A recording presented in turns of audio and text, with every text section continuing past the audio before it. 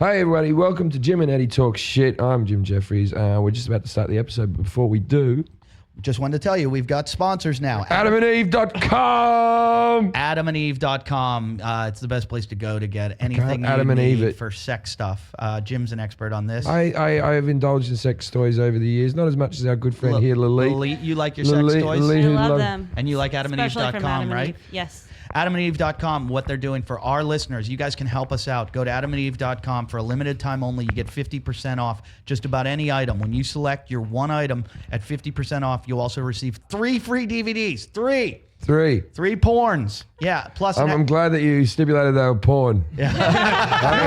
They're like how-tos or anything. Yeah. Well, we were just going to send the National Lampoon Holiday Collection. Plus a free extra gift, and to top it all off, we're even going to throw in free shipping for your entire order. So you get 50% off. Just put the word Jason into the little box at the top. Yeah. And the offer code, you put in Jason at checkout. That's JASON.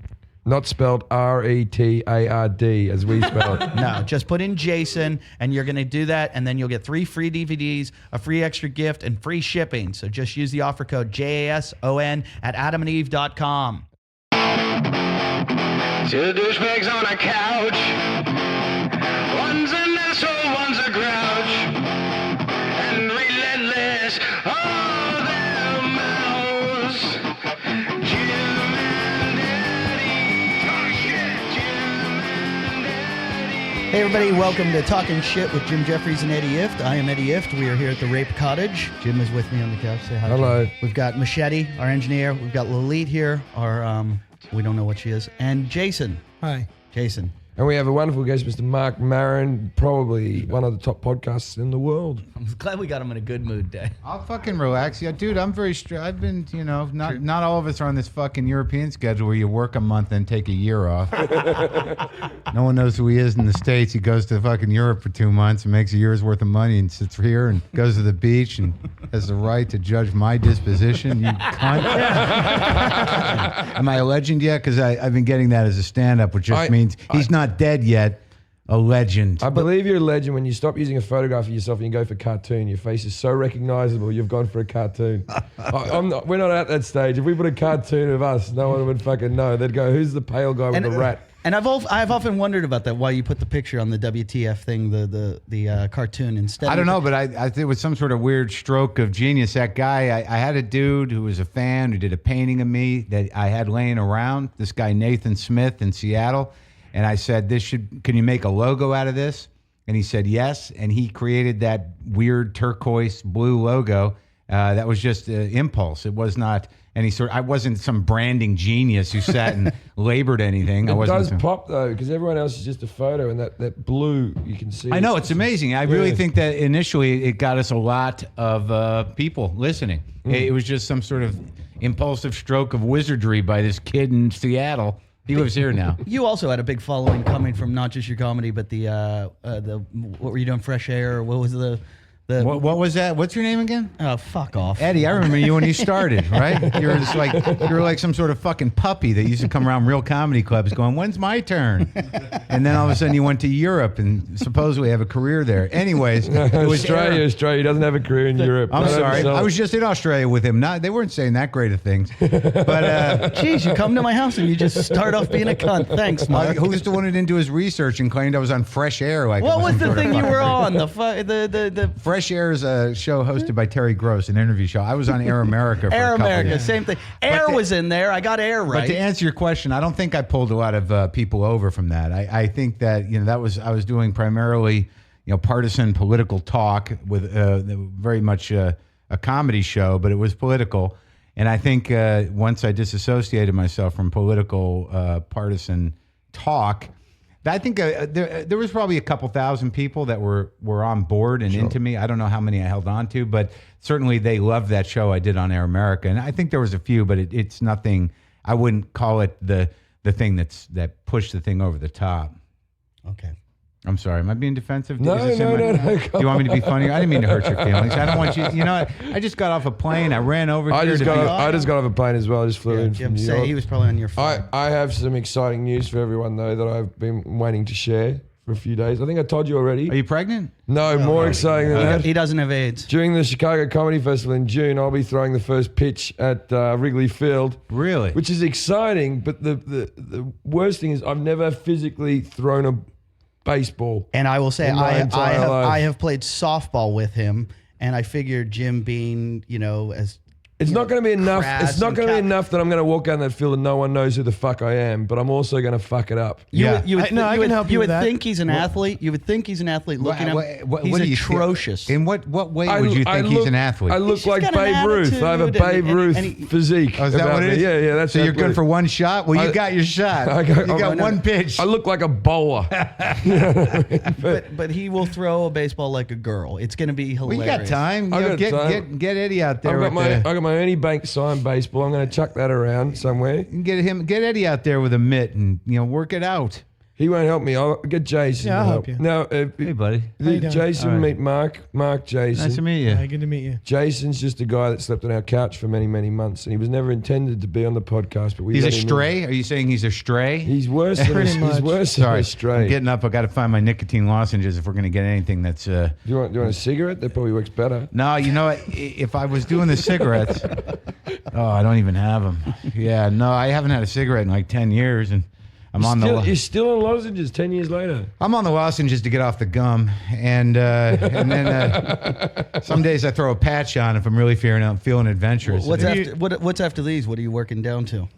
I'm not working down to anything. I like nicotine. I just don't want to suck hot smoke into my lungs anymore. Well, So you've seen Yeah, fair the enough. e-cigarettes. Have you tried those yet? I don't like the way those taste or smell or look. How can you not look like a fucking dipshit with a toy in your mouth? You're walking around with this toy I don't know. that lights I don't up. know. There was some slut that I shoved a toy down her mouth. She looked great. Really?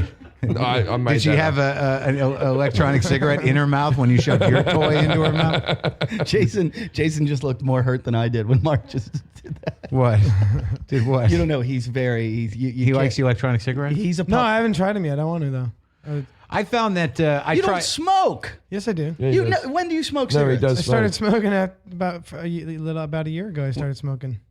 God, you need That's more. crazy. Problems. How'd you mean you got this far in life without picking up that stupid, Look, filthy habit? he also got this far in life without being a pot smoker until he was 30. Well, that I can understand, but cigarettes are a fucking waste. He also doesn't have a bed. Huh? You know what I mean? This isn't his also- biggest concern. Cancer might be a blessing in his life. He also like things haven't been going well for him. He also tried cocaine for the first time about. Yeah, 3 but I months can ago. understand that. What I don't understand is getting through the tunnel of high school without putting a cigarette in your mouth and then choosing to later in life makes no sense. Oh, no, I mean, Cocaine, like, Nothing in his life makes Like, sense. I mean, in the 6th grade, we smoked for a little bit, like off and on. Like, it's always been but like around. it's such a compulsive, addictive nothing. It's nothing. It's like there's no. All you're doing with nicotine is getting well. At least with pot and blow. You get a little buzz. You can Right. get yourself in trouble. You can apologize to a woman for 9 hours. I mean, there's a lot of fun to be had on cocaine. Apologize. Just for let me the hold your head. I did a lot of blow. It's the mechanism, though, too. It just kind of like, No, I know, I feels get it, good. but you were out of the fucking woods, dude. You made it. Speaking of blow, I was out with Brian McCarthy last night, and Brian's a regular guest on our show that nobody knows. He's less known than me. yeah, Brian's got like a legion of like fucking Legions? legions. Not a A joke. lot of guys that follow him around that look a lot like Brian. Oh, they dress and I like, told they dress him- like the Brooks Brothers catalog. I told him now, oh yeah, they're just all wearing like bow ties and shit. There's like a big Indian guy. He's like, hey, you're mildly famous. Can you introduce me to girls? I go, I'm not even that mildly famous that I can sell a fat Indian guy, but I'll give it a go. And when we told him, because this is a good way to segue into this, that we're now advertised by Adam and Eve Sex Toys. And so I went to check the site out and everything like that. But Brian McCarthy knew every single sex toy that was on the thing. And he told me which items you could put in the dishwasher was the most appropriate way to clean them. I don't know if that guy's a very adventurous guy or a very insecure guy. I'd say a little bit of both, and Yeah. he's also a guy that you wouldn't suspect, but he's a porn director on the side. On It's the like a side, but what does that even mean? He does it when he can get women into his apartment? Yeah, It'll be yeah. on No, camera? he It's has it's this, a like, guy with a weird- flip camera. No, he came out to LA wanting to be a comedian and pitched a TV show about a women's prison. Like he wrote it up. It would be like a Howard Stern. So now he does it at his house? And some guy said to him, "I'll give you the funding for that, but it's got to be like porn." Uh-huh. And he went, No. And the guy goes, well, I'll give you like $2,000 a month or $2,000 a week or whatever to shoot. And he went, okay, I'll do it. And then it just one thing led to another, and now he does these like masturbation videos, and he's like, it's just a little side thing. What do you mean masturbation videos? That's all porn. You mean like he has films women masturbating? It's very soft. Soft. Girl just sits and Just a masturbates, girl and he films just it. Right. sitting there Boom. masturbating in his house. But does he pay the women? Yep. So he pays women to jerk off on camera? Yep. Yeah. And then they sell the videos. That is such lighthearted. That's like Disney porn. This guy's got no game at all. He's paying women to masturbate, and he It's doesn't. Disney porn. That's not anti-Semitic. I am so upset right now watching the news when they keep talking about Osama bin Laden and the porn they found. Yeah. I am dying to I didn't know hear about this. what he watches. You know, if you go on Who cares? YouPorn, The thing that kills me is that just makes me have something in common with him. They've humanized him. The entire they're sitting there trying to spin it like, and now he's going to look like he's not really the myth that he was in the Muslim world. And I'm sitting here going, oh fuck, he's just a dude. God damn it. that's that what happen? I want to know if he's into what I'm into. Like Yeah. if I find out like he does What, terrorism? like the bukkake films or like the black guys fuck. Isn't that your new one? You Wait, like? you just said you I like like- bukkake films and black guys. I like a bit of the, I I like a bit of the cuckolding at the moment. I like watching a man's wife being fucked by a lot of black people. I don't. Do you know watch why. anything- I've never had a wife or a black person. I've had neither, but I do. You like the staging. You like the play. I like the stage. I like the fact that it's a real woman, and the guy's all dodgy with the camera. Yeah. and you know she's not into it, but he's making her do it. Right, so- I love all that. Oh, so it's not the one where the dude's sitting on the couch with the Oh dude no fucking his wife? no! That's no. Well, that's a different one. And we also like backroom castings. Which Oh, the is- one I where like the guy. backroom Yeah, where the girls think they're getting a job and the guy just Right, and he films talks to it. him for like 10 minutes. Then Yeah. they blow him, and then always they're like, "Have you ever had anal?" And then they're having anal, and then And they're a little- then he comes on their face. They're a little bit runaway it's a about new them. I've never version. seen it, but I think I know what you're talking about. It's a new version of the Bang Bus. Do you remember the Bang Bus? No, Where they would I thought that you were talking about the casting couch guy. No, the yeah, casting couch guy. Casting Yeah, Couch yeah. is a new version of the Bang No, Bus. but the Bang Bus was all staged. The casting couch, I actually am No, I starting to don't believe it's believe- real. no, I don't believe it either. I'm starting to believe it's real. I don't believe it. The Bang Because Bus I've never was. seen any of these girls at any other points. If you read the comments when there's some girl who's like acting like a home, there's always some dickhead who will write, "Oh no, it's such and such," and here's other clips of her. Those casting ones, you can never trace another footage of those I used to girls. watch the Bang Bus. I love the Bang Bus. They would drive around and they would just drive around the city and they'd pull up to a girl and they'd say, "Hey, can we get directions somewhere?" And they Sure, go, "Bah." sure, yeah. And the next thing they go, "Hey, you want to get in? Right. We'll give you $50 to show us your Right. boobs, $100 to show you." Right. I And know the what next you're thing talking you know, the girl's fucking Sure, them. sure. But how many of them had Russian accents? I mean, that's always the giveaway. One time I'm watching it and they pick up a dude and I'm like, this is just going to go all wrong. Yeah. And you saw the guy and the guy just looked You like, ever found yourself watching gay porn ironically and then just like sitting there for too long? No. Yeah, thinking like, how did I end up here? Well, you come all over my stomach. Yes. Attell had the one where he goes, I watched so much porn Yeah. that I started watching gay porn. Yeah. And I just pretend like it's two guys that showed up really early. That's good. Speaking of the Obama thing and porn, I'm trying to link them all The together. Osama thing? No, the Osama thing. That's right. Yeah, I keep mixing There's them a up. web page at the moment called "What's Osama Watching." You know that picture of him with the little TV? Yeah. You can watch any clip on the internet through that little TV. Oh, really? with him I don't know. watching. I haven't It's seen such that. a I haven't seen simple that. idea, but it's so entertaining. There's a thing on YouPorn where you go to it recommends for you pornography. No, I know that, They, yeah. they can tell like through Yeah. your cache what you've been watching, Right. and then they recommend similar porn. Right. And I would love if they just set up a little tab that like what Osama's been watching. Would you really? Is that you think that'd be an angle for YouPorn? Is like Osama's pics? Yeah. Yeah. I don't know why that would Yeah. turn me on that I'm jerking off to the same stuff he is. Yeah. I'm a Hillary Clinton guy. I can't detach from the fact that it makes him sympathetic somehow. You know what I mean? That I'm starting to mourn his death. huh? It's gotten to that stage. I've gotten so fond of him in the news that I'm like, couldn't you leave him alone?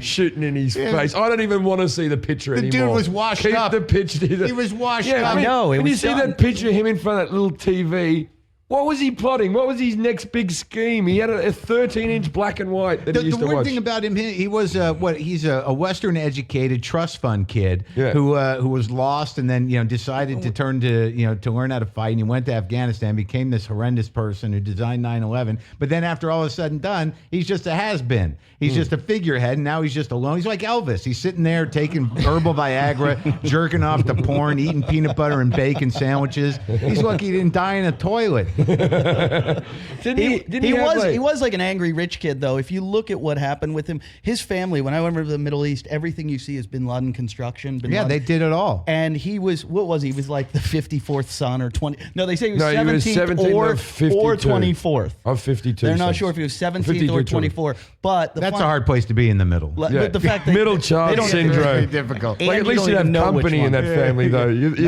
have, the hand-me-downs. Holy shit! They must have an entire warehouse just for the fucking outfit. yeah, but it's good they all wear the one outfit. Like, it's just like when you get your brother's school outfit. You know, it's like, this one again. Oh, yeah. This tunic or whatever it is. Dish dash or something they call it. I don't know. The pajamas they wear. Yeah, I think that's what they're called. Yeah, Yeah, the yeah. Arabic word. Yeah, for say jobs. that when you're over there. They're Jimmy Jams. Yeah. We wore them when we were over there. Mickey D and I thought we were funny. Why? I don't know. We thought it was funny. Even I find that offensive Yeah, yeah. to go into another culture. I find that offensive to go. It's like when you see like a white woman in Asia who wears one of those like dresses that do up at the neck made out of silk with like a stitched on dragon, and you see her walking around with chopsticks in her hair, and you go, "Oh, you fuckhead." Well, that's what we were, and we're wearing them. We asked afterwards. We're like, did we do anything wrong? Is this against your religion? They're like, no, it's a cultural thing. And I said, did we look? But did they notice us? And they go, yeah, because you weren't wearing them right. It's You like- had them it's on like- like too big, like too small. It'd be like a guy wearing a suit that just doesn't. It's like fit going him to well. You Harlem go, and wearing "You a look like starter hat douchebag." and not taking the sticker off. Yes, that's a very good analogy. Why do they keep the sticker on? Like, I'm all for Why don't different you ask cultures. them, Jim? I dare you to go up and ask one of I them. do from the stage. I would never do it off stage. If there's a guy in the audience with a hat with a sticker on, I go, what the fuck? They never have an answer. It's just like, it's all good. I think it's just established at some point that we're not taking the sticker off. I don't know, but I don't want to know people's head size. Is that impressive if you've got a big head size? Well, they all wear them too big. Did I just say they all? But the ones that The young kids, Yeah, yes. they The youth do that. they wear them over their ears. Over their usually. ears. I know, that's another thing, because I'm an ear out guy, and now the people who peep their ears inside Okay, I the think hat. we've established that you're white, Jim. I don't think that, I don't think anyone's arguing. It's a younger generation thing to do the ear in, young, older, ear out. I've seen But you it see happen. white guys with the ear in now, but that's when you start feeling old, when you start having this conversation with When you how do they wear things like that? They look ridiculous. It's like my dad looking at sport and just teasing tattoos all day. That's all he does now. He used to watch sport, now he just goes, look at that man's arms. Yeah. Doesn't he know they're just going to be green when he's 70? It's just like green patches. Oh yeah, they do dilute like that over there. Oh yeah, they just turn to shit. Nobody with these fucking tattoos, he just doesn't even think that they're just gonna be scaring their grandchildren's friends. At Yeah, they never pop. Jason's never gonna have grandchildren though. We've already taken Yeah, care Yeah, of it. Jason's you'd too be old. surprised. He's, I've been he's gelded. 39 now. He's had sex with 3 women. I think the we don't world's have to worry safe. Wait a minute, he just started doing blow and pot. You don't know what the fuck's gonna happen. everything can turn around for this guy. He might have kids in a year. He's making some good life decisions. It's always good when you as we start go. doing blow and pot to knock somebody up. Then you can really get that kid an education and be a present parent. You can let your kids sleep on your bale of hay. He doesn't have a bed. Yeah, well, no, that's right. Then you have the sitcom called Daddy Gets the Couch Tonight. Hey, you know what? Someone's going to pitch that. Someone write that down and copyright it for me. I want to register that at the Guild right now. That I was just thinking about that the What? other day. That Writers Guild registering shit is a giant scam. Because when you register, you have to pay. Next, you're going to say after is not useful. Yeah, because it's not. You I put get health insurance. After it does all right by me. No, the health insurance, I had the health but insurance and the I got actual off of it. unionization of it for stand-up comics, I don't really. No, well, comics are always fucked, but I mean, like, it's weird that as I get older, the only thing I'm hoping for is that I make enough money in something. One of them, because I'm in writers, I'm in SAG, I'm in AFTRA. I just want to make some check somewhere that'll get me coverage. So that's all I'm really concerned about in terms of. I just dues all I or see are whatever. bills that just come. And Are they really that big? I mean, how much television do you do? What are you hanging on to a dream here? No, but what does happen is, say you have a really good year. Yeah. The next year When they was charge. that They for charge you? you. I'm just trying to. Maybe I missed some in your career. Did I miss it? What? What? Jeez, this coming from a guy that had one line in Almost Famous. That should be the name of your book. I still get I get checks from that. Almost Famous, that movie. Yeah, he had a line in it. I like that movie. Lock the gates. He's the promoter, yeah. He just made money. Do we have to pay you for that right now? No. I already got my $3 check. No, I understand. I understand what you're saying, Eddie. You've had a very wonderful career. Say you have a good year. Yeah. They charge you the next year a little more on that year, Right. unless you tell them you made less. But I've only done a little bit of TV, and I used to keep on getting charged because I did it a little bit. It's almost like, and then I had to change the spelling of my name because of AFTRA. I used to be Jim Jeffries without the extra E. I remember when you were that guy. You were funnier then. That was the- Now what I'm happened? just too What's the name? long-winded. The extra E in there. It looks awkward. I have to explain to people why I've changed it. I guess I mean, I don't really. All I know is that if the dudes don't seem to fuck with me that much, and if all of a sudden you get coverage, it's good. It's all about the health coverage as far as I can tell. I got rid of the health coverage. Yeah, 'cause so did I. I went with a different company because they pissed me off. I just want the company where I go in with the card and just go, doctor card.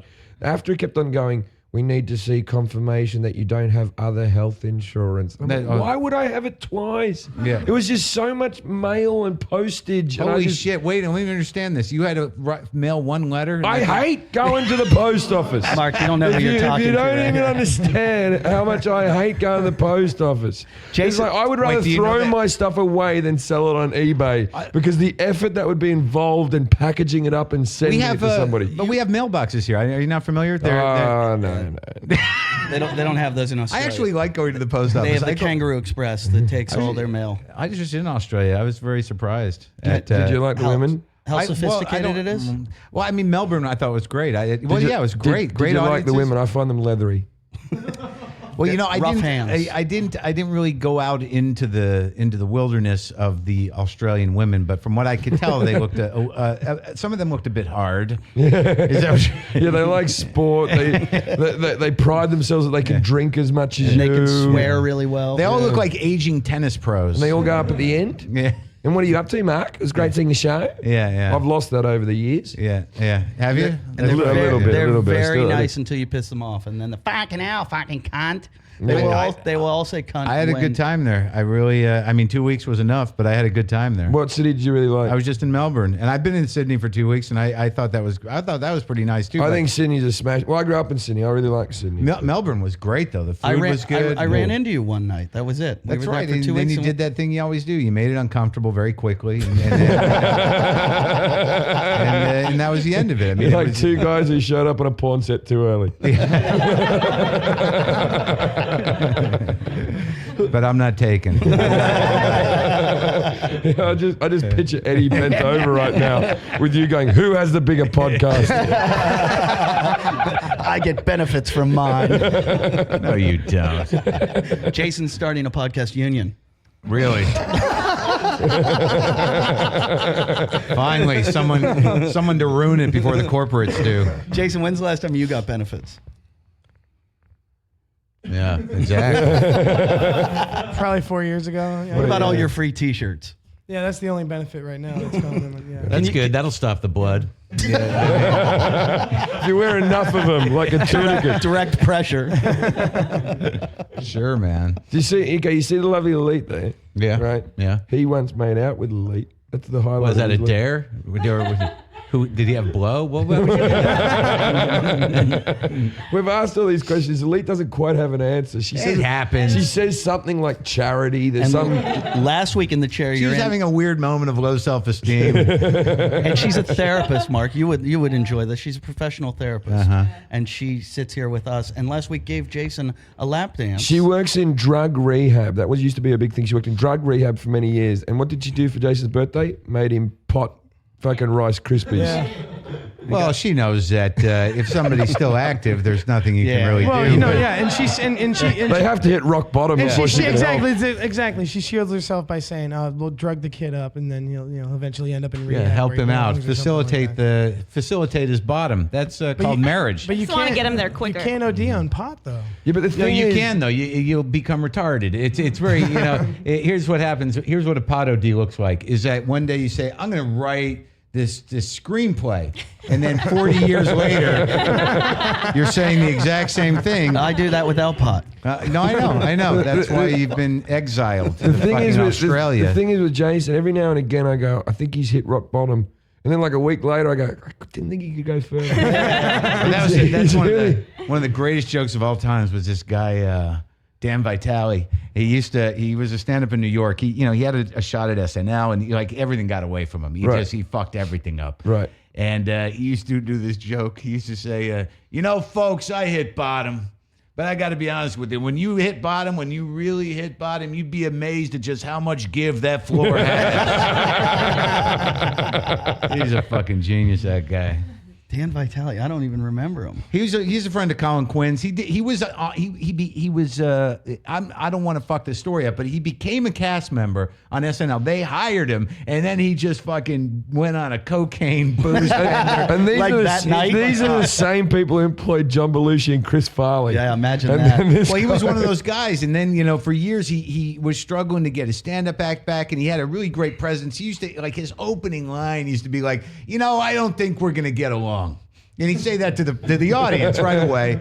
And he was just a deep dude. I think he's all right. I think he's actually in drug rehab. He's a drug counselor now, I believe. good. Yeah. Good. I saw Wait, you. I thought he was dead the way we were talking about him. No. Mark, I saw you do one night at Luna Lounge. You told the story about your experience on Saturday Night Live. Didn't you have a meeting with Lauren? Oh Michaels? yeah, sure, yeah. That's a fairly famous story.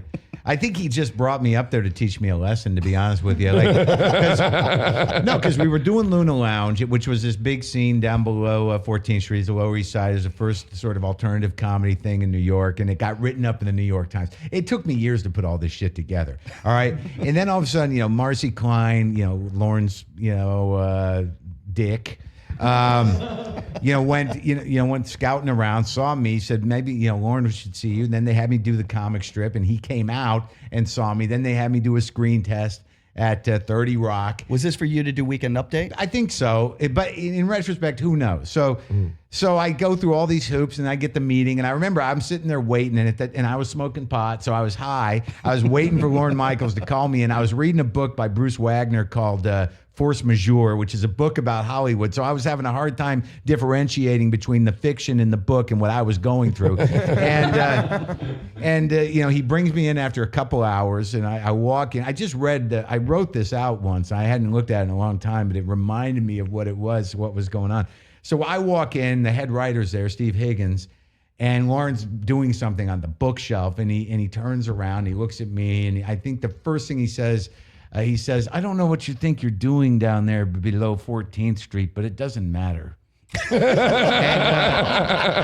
And, so this is how it starts. And I'm sitting there in front of a desk, and on the desk there's some pictures, and then right in front of me there's a bowl of Jolly Rancher candies.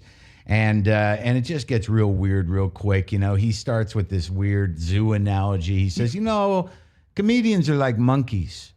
You go to the zoo, you like the lion because it's scary, the bear is intense, but the monkeys make people laugh, So, of course, I say, yeah, as long as they're not throwing shit at you, and that didn't go over. He looked over at that. I fucking just thudded, and then... I think that would have been a funny line. I would have laughed if I was... Yeah. I thought I was doing okay, right? And then I keep looking at these candies, and then I start thinking, like, maybe this is a test of some kind, and then he does this thing where he just looks at me. He starts looking at me, and I'm looking at him, and he's not saying nothing.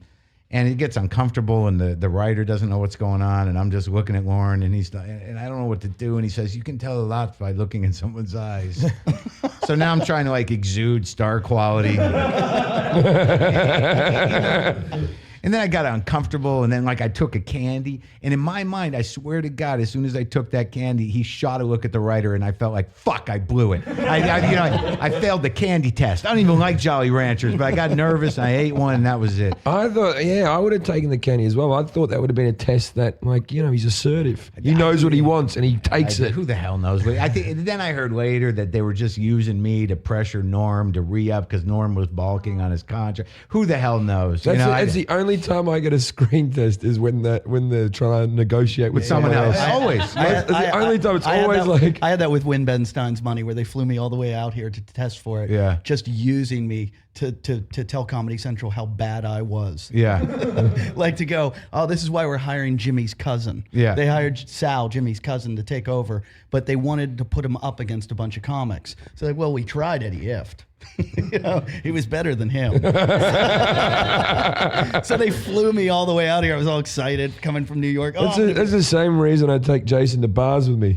Just so stand next to girls going, could be him. I have to tell this. So we run through this a couple times before when I run into Mark. But when I was starting at the Comedy Cellar, when I was in New York, this is probably like 12 years ago, maybe even longer, 13, 14 years ago.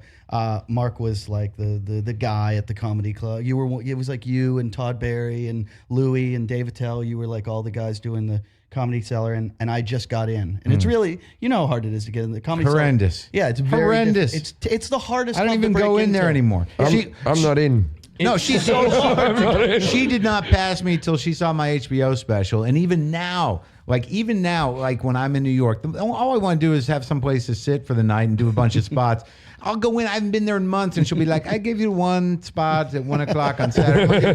Fuck it. I don't even put in anymore. It's fucking I don't like jumping through hoops. So I'm not gonna. She does these spots. The show goes from 8 o'clock till 2 in the morning. So there's probably 20 comedians on the show. You put your avails in early in the week, and then you call back to hear them. And she calls you and says, she used to call me, and she'd be like, and there you could have like 7 spots all week. And she used to come and she'd be like, Eddie, can you do for me Sunday at 1:40 a.m.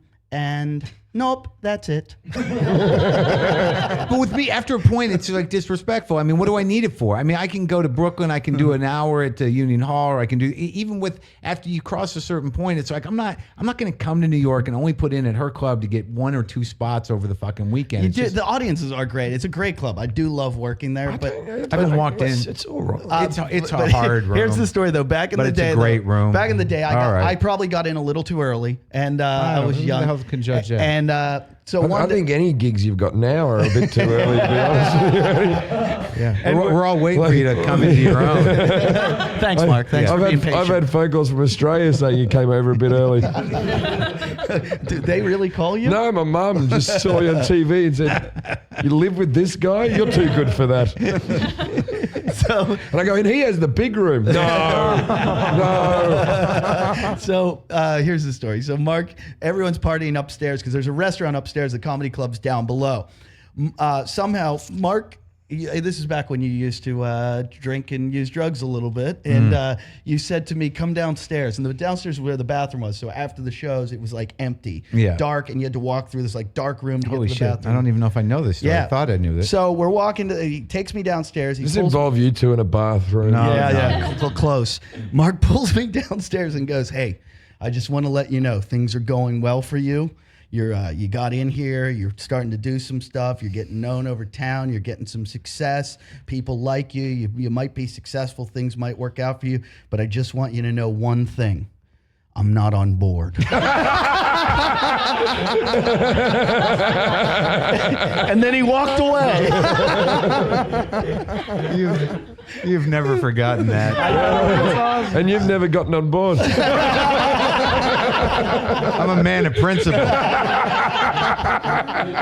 And then another time, I had to, no, this one's better. How long has this haunted you, Eddie? How long have you held this? I love this one. I was opening for you at Princeton Catch a Rising Star. Remember that club? No, I don't. I remember the club. I don't remember ever being there with you. That was the Matt Graham cunt episode. Oh, right. That was great. So Mark and I were working together, and I had a girlfriend at the time, and she was driving me back and forth to New York. She told me she wasn't on board either. And so I'm like this little open micer that's doing that's opening for him, and we get in the car to drive back to New York, and Mark goes like this. We're getting in the car. He goes, I've got this girlfriend. She was a pretty cute girl at the time, and Mark goes, I need to sit in the front. I get car sick. Yeah. So Mark sits in the front Yeah. with my girlfriend and proceeds to hit on her the whole way back to New York, just while I sit in the back. And he's like, shut up, open micer. And did he get her? I think so. What was her name? Lisa. Oh yeah. Oh yeah, Lisa. We talked about you during it. And that was the Matt Graham cunt episode, which was, I'm afraid to talk about him. He scares me so Yeah. much. Yeah, when he made her come, he made her yell out, Eddie who? She did it without me saying anything. It's funny, girls do that with me. Yeah, Matt Graham was quite a character. I just looked him up the other day to find out what he's doing. Yeah. And he was a Scrabble champion for a while. He was never champion. He was number 2 in the world. Oh, Yeah, now that's semantics right there. Like that's like saying Well, let's get Federer's things not the straight. best tennis player because Nadal's doing well.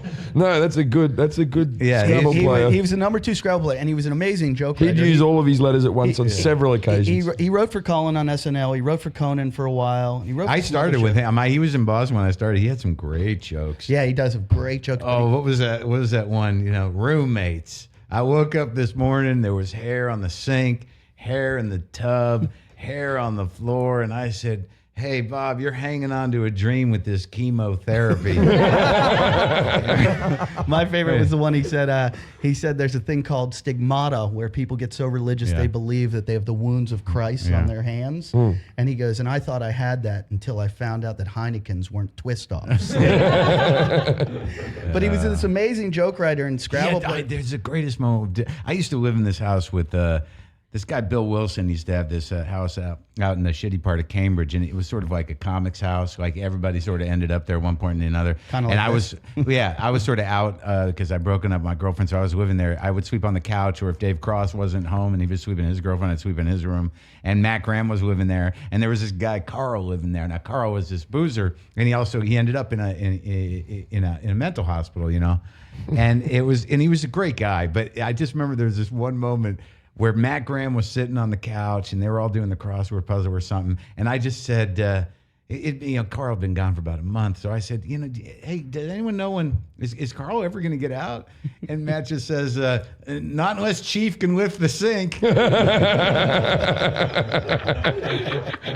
And I'll never fucking forget that. I tell you, they did a version of One Flew Over Cuckoo's Nest in the UK, and basically the entire cast was comedians. Who really were crazy. No, we're doing just because they did 12 Angry Men. These comics all did 12 Angry Men. That's interesting. At the Edinburgh Yeah. Festival, and it went so well. They said, "Well, let's get another play for you 12 guys to do."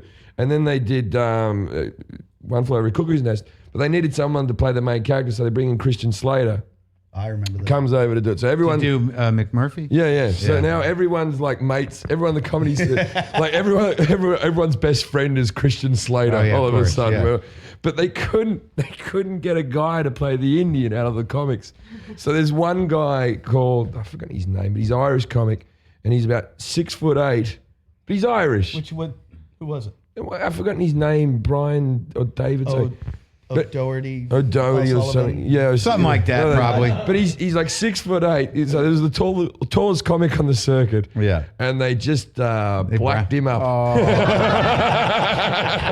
and then washed him down a shade until that's about Indian. He's looking a bit coffee there. Back to And Matt, he was still like, oh, da diddly dee, da dee dee. back to Matt Graham. I have a funny story about him.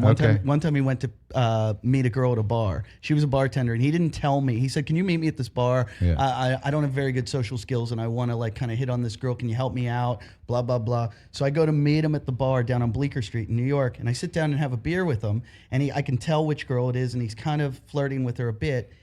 And I remember when he was going through this, dude. Yeah, and in the midst of it, while he's hitting on the girl, he leans down to a bag and pulls his Scrabble trophy out of the bag and puts it on the bar in front of her. Oh my God. And I just went, I gotta go. He was very obsessed with her. I wouldn't leave if that happened. I'd want to see where that went. Well, Matt was like, he was very, I have a lot of respect for the guy. He's a very funny guy, and he's very committed to this thing. He quit comedy, and then he focused on Scrabble. He becomes #2 in the world. He went back. Is that an income? No, Yeah, I don't. yeah, can. He win- toured a bit. They can win some money. Yeah, but he also, though, this dude, he enrolled, I think, in Fordham, one of the state yeah. universities. As a 40-year-old man, he enrolled in college so he could play college basketball. And he made the team. And he made fucking made the team. Yeah, he's incredible. His intensity and like he knows every two-letter. He made the three-letter- college basketball team. Yeah, I think they benched him. He didn't stay in he didn't college start. Are very you long. sure you just weren't watching Rudy one day? No, no. I know. And I this know. is I know what sleeping. happened. I know what happened. They found out he like never finished high school. Oh. And he got a GED or something, and there was like He's a some- very intense guy. but so intense. He Very knows, bright guy. He knows something like 85% of all the words in the dictionary off. Like he can recite them. He takes all these like vitamins and stuff to make his brain. Vitamins.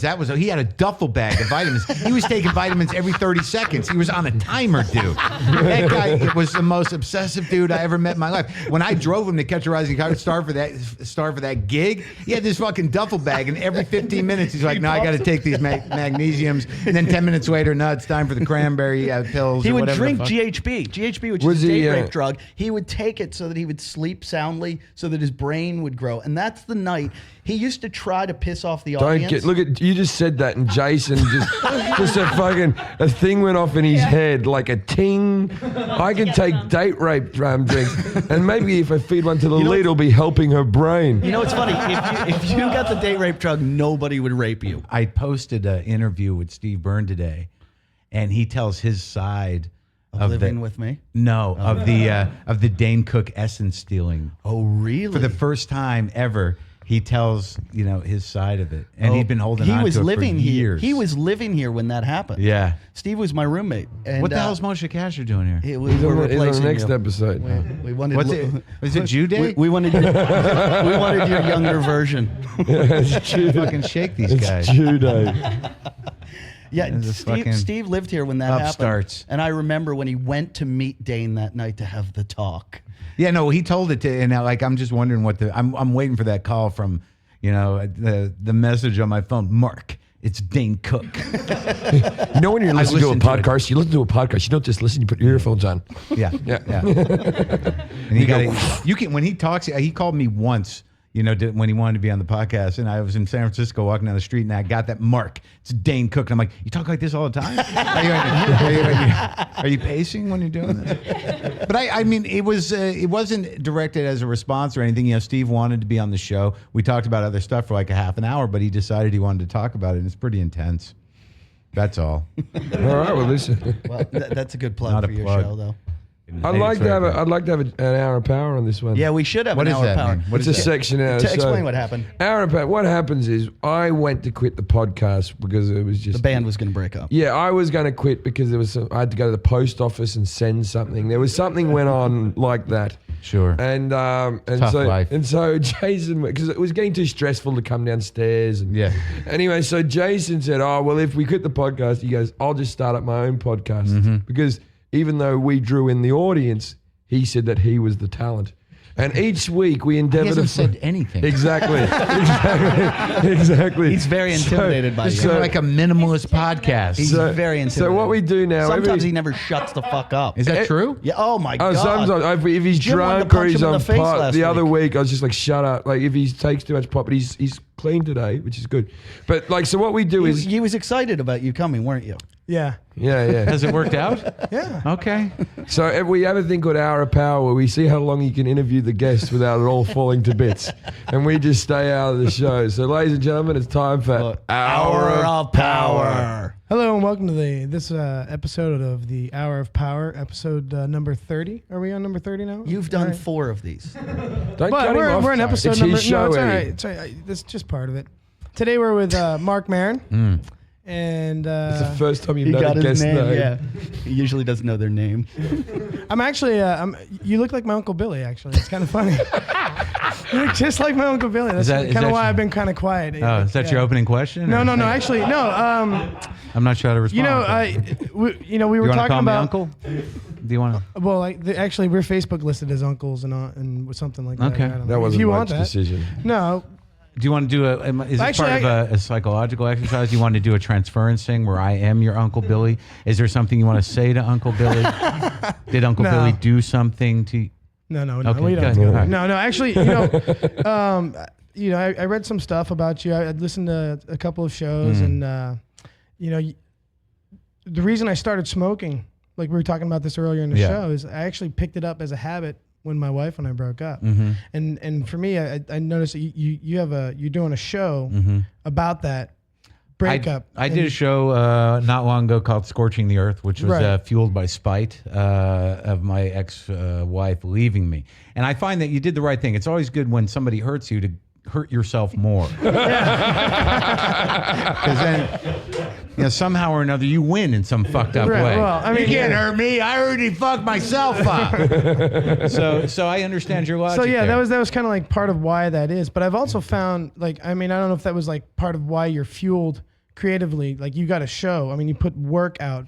from the Honestly, result that of show, that I had nowhere else to go with that shit. She left me out of fucking nowhere, and I was a brokenhearted, angry mess. And I'm a comedian, and that's where I talk. Early on, can I step in? No, 1 second. early please? on, Mark, out what? of nowhere. Yeah, I didn't know she was gonna. What, did you know something? Did you fucking talk to her? I know you. No, but I didn't see it coming. I felt the when you're exactly same married way. to somebody, and you're an asshole, there's some party that thinks like when you apologize and say you're not going to be an asshole anymore, it magically erases all of it. Yeah, yeah. So what happened was I was in this weird situation where I had all this shit going on, and I knew that the one thing that I knew is that if she's going to leave me, she cannot come back to comedy. So I needed to go on stage and make sure that happened. Was she a comedian? Yeah, kind of. Okay. So hey, look, nothing but respect. Am I right? So no, but what I ended up doing was I'd get an hour booked at UCB, and I'd have all this fucking anger and all this weirdness, and I would just get up on stage with all this raw shit and start plowing through it until it started to become a show. And they actually said, when I did a workshop of it in New York, I retired the show fairly quickly once I felt better. So 5 years on that show. And once it got enough press for me to know that she knew it was out there. And I was reading this letter I wrote. It was fucking heinous, some of it. But when I workshopped in New York, the guy from Time Out New York in his review said, the great thing about this show is Maron has no hindsight whatsoever. You really feel like he's working through this stuff as he's doing it. I'm like, I fucking am. So it's hard to recapture. But some of the material that came out of that show I still use. Yeah. Yeah. Well, I felt that same thing, and as far How's as your show coming along? Well, I mean, it's kind of, no, I mean, it really did. It just gives you a change of direction. This is the best Arrow Power he's ever done, and you still slam him. He's done research. The thing is, I saw him walk up to the house today with a notebook under his arm, and I said, "What's with the notebook?" He goes, "No reason." I go, "Have you prepared something?" No, All right, no, I haven't prepared. he's doing a anything." good job. Bring He it is, down. he is. Yeah. Well, I mean, I had the same thing. I play guitar and I write music as well. Oh, yeah. As sleep on their couch. Yeah. And, Yeah, yeah. Hang on. That's how I ended up on this couch. Jason can actually, was sometimes mistake my hobbies wife- for about a- jobs. Well, you're let him close. go. You've got proximity to the beach. You can throw your case out there. Yeah. No. Oh, well, maybe that's the next step. No, he doesn't like Maybe that. it's a movement towards the water. No, you're not. That would be the failure. No, he's going to open for Fuel. No, like maybe this is like he's here on the couch writing the songs. Then when he makes it to the boardwalk and he's playing the songs for money, then the next step is he just takes his clothes off and enters the ocean. With a rock. Mark, I don't want to brag on his behalf, but he's a professional recording artist that's already made. How much money have you made? I think the sales are up to $54 now. That's awesome, man. Yeah. Congratulations on that. Yeah, on that album. Yeah, that's or on awesome. That single. Yeah. Well, so Sounds yeah, I play great. guitar too. I don't write songs, but so that's good. You I got feel- an explosion actually, after it was about 6 months after we broke up. Which is weird because you Just- can't come an explosion of creativity. Yeah, musically. Yeah. And but it was fueled by anger and pain. Do you play these songs publicly, or is it just something you do? Well, the theme song. Oh, to Yeah, the the show. theme song to the show is Came written out, by yeah. That's Jason great. Allen. Yeah. Yeah. Well, good for you, man. Yeah, And- hopefully you'll feel better someday. No, actually, about a year, like my birthday to birthday, kind of like Yeah, feel Like, better. there's a list- How long were you with her? 12 years. Holy fuck! On his birthday, Someone stayed with you 12 years? Yeah. You must have some sort of fucking spell to throw. Go throw it again. he's got mongoloid strength. You can't leave him. Mongoloid strength. What era are you living in? The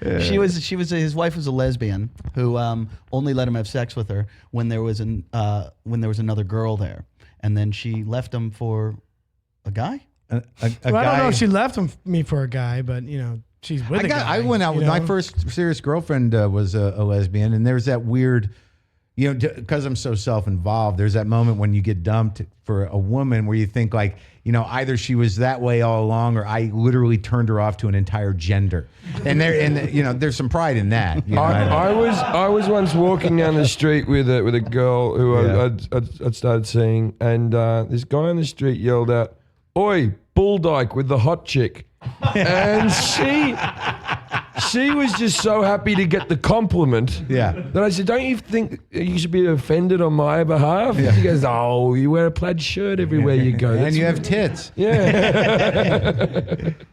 But all right, so we good? Where you at? Yeah, we're good. I mean, Wait. we're segued out. have any You just follow-up? let Mark take over your show. He I wanted just to know interviewed about that. you. Well, actually, Hey, my we've next never question seen is, you- what do you think about marriage in general?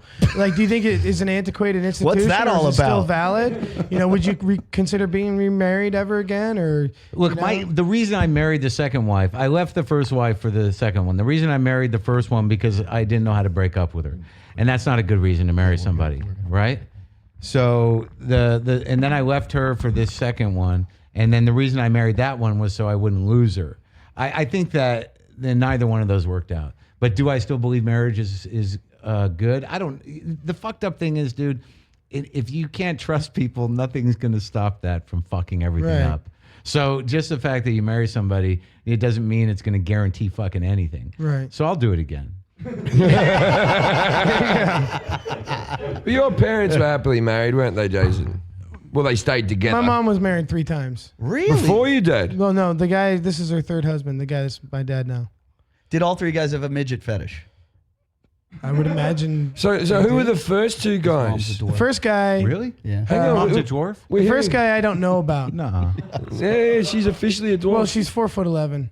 But I mean, is she like? That's like no, she's not. She's normal. She's normal. You said she's a lesbian. no, That's a theory because she played softball professionally. Your and mom? She's a really good bowler. And, Your mom? Yeah, and She's a 4'11". Actually, excellent she's awesome bowler at golf, and too. softball player. So you dated your mother? no, basically. not at all. No. I just mean that it's interesting that. Oh yeah, my Because wife you- was an athlete. She was like a all-American. This is your volleyball- wife? My ex-wife. His ex-wife was an a- athlete. That was a as well. wife that left you, the lesbian? Yeah. Yeah, my Oh, ex-wife. shit. 12 She years. was she So was you're all fucked up, dude. You're fucking. You're shit. 39, sleeping on hay. You're- Wife, you're- she's moved on. you're Everything's right. moved on. You know the only thing. I'm sorry, You know buddy. the only thing he has. You'll be all right. You'll be all Is right. us. Yeah. Is Jim and Eddie. That's all he's got. You guys, keep having a good time when you find him hanging from the fucking shower rod. Why does everybody say that shit? Because you're gonna kill yourself. No, I'm not.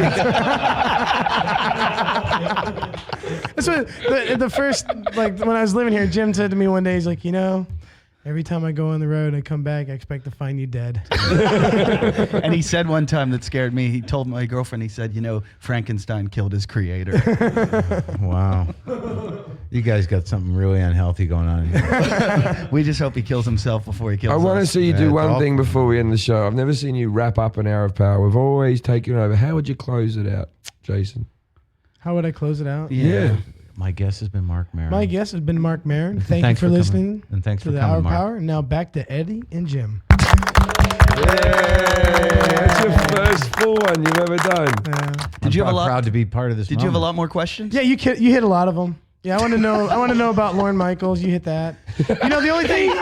You really researched, Yeah. didn't you? Yeah, but the thing though, the thing I want to talk about, because Jim and I, and I'm sure feels the same way. The 12th episode, May 12th episode you did was for George Carlin. Oh yeah. And my grandparents, my parents, myself, everybody in my family revered that guy. I grew Yeah. up in New England. I know it's his favorite comic. Yeah. And you know, I really liked that episode. Yeah, That was really cool. The Sally Wade episode. Yeah.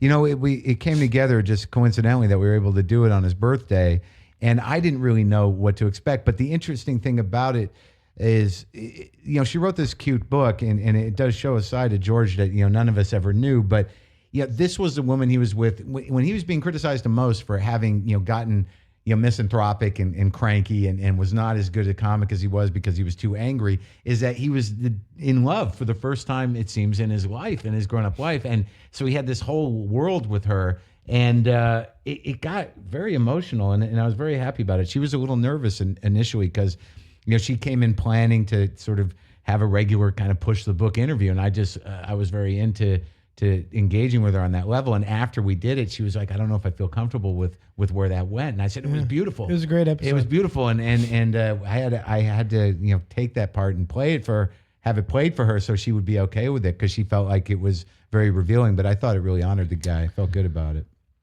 That's all. I think you're talking about your episodes. I didn't want. I mean, we're gonna go a little long on this because I have to. Well, you got to bring cut up the that part subject. out that you fucked up. Yeah. We'll keep fucking it up. But most importantly, I do listen to your show, but I didn't hear the Gallagher episode, and I know he walked off your show. Yeah. Something happened.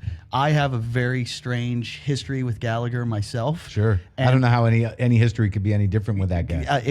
I was at a party one night. This involves Brian This McCarthy. is Liam Gallagher, right? But no, Yeah. Gallagher, the watermelon smasher. I'm at a party one night, and I'm talking to a girl at Brian McCarthy, who's a guest on our show often. And the girl said to me, "You're a comedian." She goes, "My dad was a comedian." And I went, "Oh, really? What's his name?" She goes, "Oh, yeah, his name was Gallagher." And I went, "Your dad is the Gallagher?" And she went, "Yeah." And I went, "What's he doing these days?" This was about 1.5 years, 2 years ago. She goes, Smashing things around the house. She goes, "He's living with me because his 5th wife or something kicked him out." That's how she lost a twin sister. And she lived down the street. I go, "Well, can you get him up here?" I go, "Invite him over." So she invites Gallagher over to the party, and I had 10,000 questions to ask him, and immediately he detested me. Sure. You don't know anything. You don't know anything about comedy. How old are you? Do you talk about yourself on stage? Do you have an act? Do you have an act? Is that what he was saying to you? Does that sound like him? Yeah, it sounds exactly. Is that what happened? Is that what happened with him? No, he's just an asshole. Yeah, it's like, I'll tell you about comedy. Yeah, it's he like, told me he hated David Letterman because Letterman stole his He's watermelon. a bitter shit. cunt. And he's like, he literally said to me, like, I was trying to be diplomatic and give him the respect that I don't have for him and integrate him. Like, but he was there. He was at the Comedy Store. He started with all those dudes. But he's got a story. But he literally said to my face, anybody who talks about themselves on stage is not a comedian. Why? If you have a notebook, you're not a comedian. If you drink water on stage, you're not a comedian. If you sit down, you're not a comedian. I'm like, oh, shut the fuck up. And I didn't say that. I offended him politically. So it was okay. But he was talking, and he's been a punchline in comedy for years. Everybody goes to, he's the first go-to. He made a fucking fortune. If he fucked himself up, he's a moron. But not. Let's talk about when he started. Sorry, probably all due respect, please. The first night he smashed watermelons on stage. People were probably like, "This is genius," like this. No, is the most he tried to alternative- frame it as the original idea was a one-bit thing. It was a satire on those infomercials, and that he saw it as a satire. Oh, And so then- it was like a thing. This hammer can do this. This right. mallet can, okay. That's right. So and then then his complaint was, then all of a sudden he was that guy, and they came. They came for the fight, not the hockey game. That's what he said. And so, but that didn't mean. But he has this problem. He's like, Letterman and Leno get talk shows. I'm out there selling tickets. So he made this, and I said to him, well, look, they chose a different career path. I sell tickets, and I'm like, all right. He goes, They would I'm sell out there. tickets as well. Right, and then he says, "I'm playing state fairs." They couldn't play state fairs, so I said, "Who the fuck would want to play a state fair?" And he looks at me, he goes, "Everyone." And carnivals. But whatever, I feel bad for him. 3 weeks after the fucking podcast, he had a heart attack, and then I had nothing to do with me, and he's broke and whatever. But he's a bitter asshole, and it didn't go well, and he certainly didn't have to leave. But He's broke because when I was talking, I all he posted- who talked knows? about I was think- the stock market and how he's making all this he also money. says he has a cure for cancer. I mean, what the fuck do you know?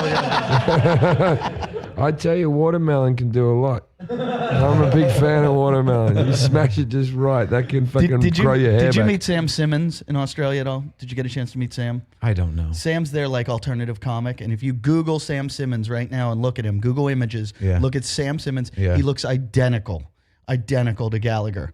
And I showed him one night, and he does a lot of shit where he smashes food on himself, and he does all this like alternative shit that like there's no, But isn't that hackneyed performance shit? Well, no, Sam's a good performer. He is funny, but when I showed him the pictures and I started showing in a group of people, he got really upset. Yeah.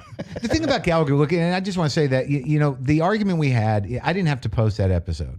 You know, he walked out. I could have just dumped it, and I didn't seek him out. He sought me out by coincidence. His manager did. His manager did. He didn't know what he was getting into. The argument became political for no real reason at all. You know, I was there. I wanted to ask him about the accusations of him, you know, being basically racist and horrible and homophobic, and in terms of.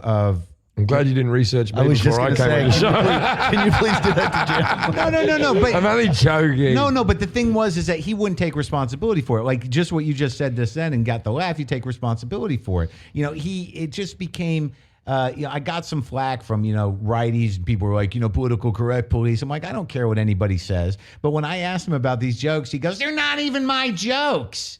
Like, and the whole problem with that episode was, he stormed off like a child. It didn't have to happen that way, but because of the honesty of the podcast, I'm like, well, I have to put this up, and that was what happened. And what am I trying to say is that it didn't. I had no plan for that to happen. I didn't seek out to attack him. I didn't desire it to get out of hand like that. It was not a planned thing. But it's sort of compelling. I didn't chase him. I'll tell you that. I just wanted to mention adamandeve.com, everybody. Go to adamandevewebsite.com. What's your code word? Code The code word Jason. Jason. If you put Jason into the thing, you'll And get discounts. Lalit, who is here, is a big fan of You get adamandeve.com. 50% off, I am. free shipping. And don't forget Yeah. to check out I what think the if you fuck. spend like $60, Lalit, you get what are free your shipping. favorite toys that are on Adam and Eve? Give your actual suggestions. I love the Lilo vibrator. That's the Ina because that has the rabbit clit thingy on it. The And also- rabbit clit Isn't that the thing. Yeah, character that it's could like like- eat everything? Lilo in the Lilo and Lilo. Stitch? Yeah, something We're trying like to sell that. these I'll talk products, about vibrator, Jason, not Jason, scare focus. people. Yeah, I went to the Toys for Men thinking it was going to be all pocket pussies, but it's all like dildos you shove in your ass. Yeah. Yeah. And how many did you get, sweetheart? he got the beads. They're gonna name one after Jim because of his Hemorrhoids? the hemorrhoid. vibrating egg that goes in his ass. The hemorrhoids and the right. thing. And What did Yeah. Brian McCarthy say about the anal beads though? he said that you can put them in the dishwasher. Oh, those are dishwasher. Yeah, dishwasher. Oh, proof. thanks. Nice to guys. know. Now I can quit I always buying new like sets. to. I always like to wash my plates with fecal matter. Well, Jim, you can rinse them first. You don't have to put the shit in the fucking dishwasher. No, I'm talking. I shit on my plates. On that note, I think that was a great one. Thank you guys for listening. Go to our website, JimandEddieTalkShit.com. Thank you once again for Mark Maron. Listen to his podcast, What the Fuck. I got to also plug on some iTunes. gigs that are coming up. Chicago Just for Laughs Comedy Festival. Buy tickets for that. And also, I've just signed on to do the Nokia Theatre in November, and that's just gone on sale as well And also, in LA. my show, I'll be at June 11th at the Hollywood Improv. I'm headlining June 11th. Ooh, big tickets on gig. sale now. Yeah. Hollywood Improv, huh? Jeez, we How'd play you- the same clubs, don't we, Mark? I don't play the Hollywood Improv. Come on, don't? it's been very nice. Let's finish the episode I know, now. no, let's get it out. Do you have any more? WTFpod.com is the website. And congratulations on the improv gig. It's good that you're working in America. Thank you very much, everyone. I'm not Good gonna let him night. get the Good laugh. night. No. Cut it off.